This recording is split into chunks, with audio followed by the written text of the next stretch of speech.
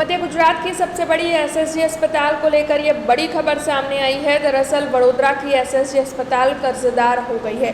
साल 2024 का दवाइयों के व्यापारियों को 13 करोड़ रुपयों का अमाउंट चुकाना एसएसजी अस्पताल की ओर से बाकी है। दरअसल ग्रांट के अभाव के मद्देनजर ये पैसा चुकाना बाकी होने की जानकारी मिल रही है।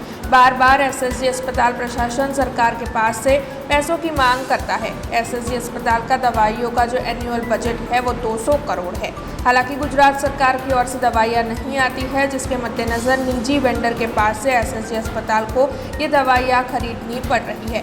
मरीजों की सुरक्षा के मद्देनजर तत्काल दवाइयां खरीदनी पड़ती है। तब इस मामले में एसएसजी अस्पताल के आरएमओ डॉक्टर जागृति चौधरी ने ज्यादा जानकारी दी है। सरकारी नियम प्रमाणे 688 दवा ईडीएल એટલે ઇસેન્શિયલ ડ્રગ લિસ્ટમાં સમાવિષ્ટ કરવામાં આવે છે। એ ડ્રગ જે છે એ જીએમએસએલ ગુજરાત મેડિસિન સર્વિસ કોર્પોરેશન જે છે ગવર્મેન્ટને એને સપ્લાય કરવાની એ સરકારી નિયમ પ્રમાણે દરેક હોસ્પિટલમાં એમને સપ્લાય કરવાનો હોય છે।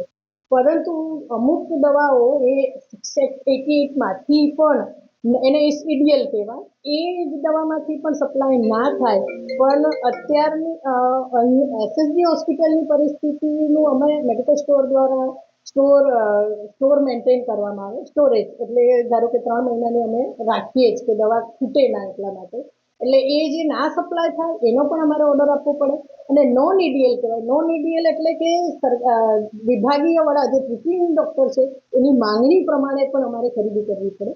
એટલે એ ખરીદી જે થઈ છે એ 13 કરોડ જેટલું અમારું હજુ આઉટસ્ટેન્ડિંગ છે એ ગ્રાન્ટના અભાવે ખરીદી નથી। अच्छा, કેટલી દવાઓ એવી હશે જે અત્યારે અવેલેબલ નહીં હોય, જે મેજર ટ્રીટમેન્ટમાં જરૂરિયાત પડતી હોય? કઈ દવાઓ એવી છે જે અત્યારે હાજર નથી?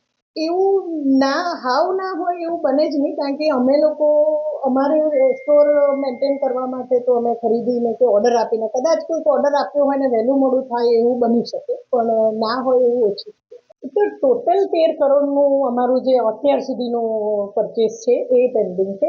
એમાં પાછી અલગ અલગ ગ્રાન્ટ આવતી હોય છે કે આરડીડીબી આપે કે જીએસએસ છે એટલે જનની સુરક્ષા એ છે, પછી કોક્લિયર સ્કૂલ હેલ્થ એની જે ग्रांट आवे एनु अलग हमारे एनो पेमेंट થઈ જતું હોય છે।